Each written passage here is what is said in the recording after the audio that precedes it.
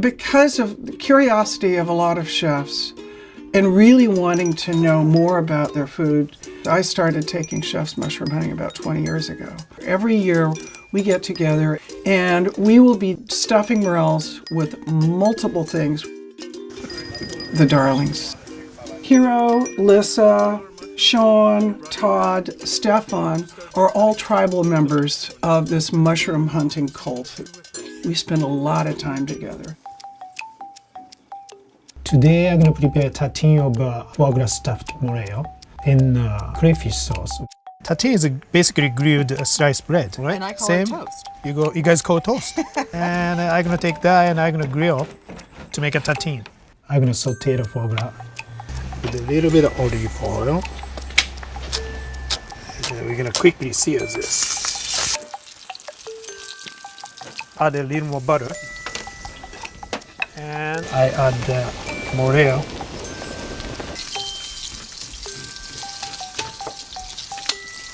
I'm gonna make a little bigger hole for foie gras to get in there. And I stuff the morel with a stick of foie gras.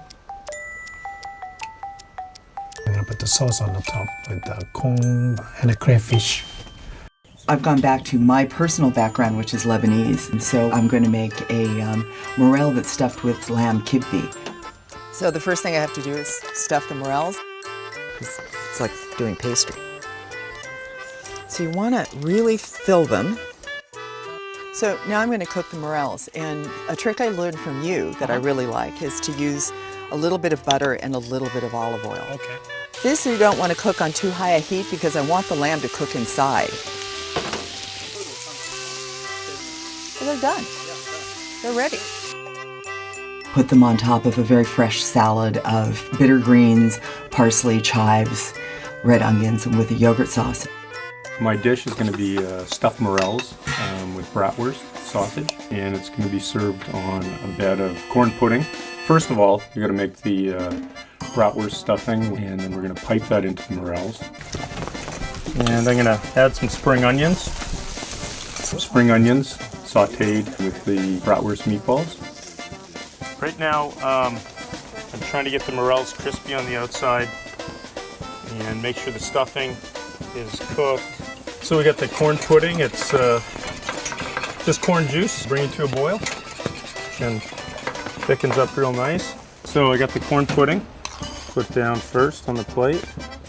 Then we're going to put a couple meatballs down and the morels. Some German couple would love this. And then just some herb garnish. Very simple, nice dish. I'm gonna make this dish. It's porcini mushrooms and peaches. Letting butter brown a little bit to get the good nutty flavor going. A little splash of wine. They smell great. I'm just gonna add the peaches like right at the very end. So then just hit this with a little bit of cream. And what do you do with the creme fraiche? Just goes in now, just like a little dollop. Let it just kind of melt in there. Yep. And then the peaches. Just spoon this on. Some croutons. That just, adds like a little textural. Let's eat. More wine, always more wine. To mushrooms. Party grain. In Japan, I'm sorry, no eating and telling. This is like a forest on the plate. With a meatball.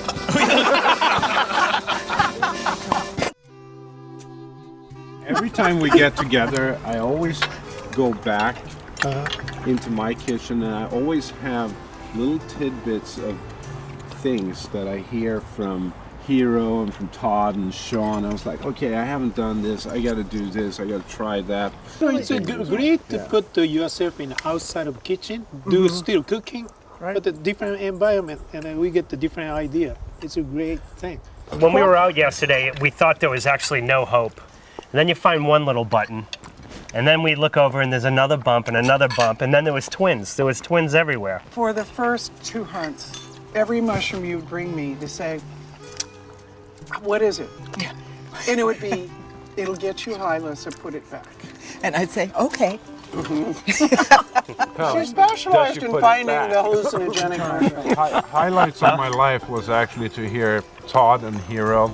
Yes. Todd on guitar, Hero on ukulele, doing their rendition of Back in Black. That was awesome. I remember the one time my wife found a big cauliflower mushroom. Yeah. We brought it back, and you started cutting up the mushroom, and that's when I first met you. Oh, what's he gonna do with that? That's not gonna be good, I thought. In my head, I didn't say it. And then he put it into the braised lamb cheek stew. Yeah. And I was like, oh my God, that was the best thing I'd ever eaten. That was so good. Better than 6? Just say no. Almost. Almost. Just say no. So good. I remember you, after you ate the dish, you smoked. From the ears.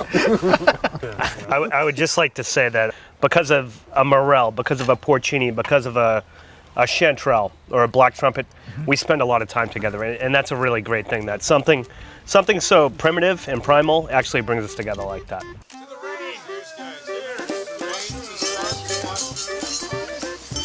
Through the years, it's sort of, there's a little fungal pack of people that satisfy our addiction with eating and drinking and cooking way too much and giggling and laughing and pretty much reverting to 5-year-olds.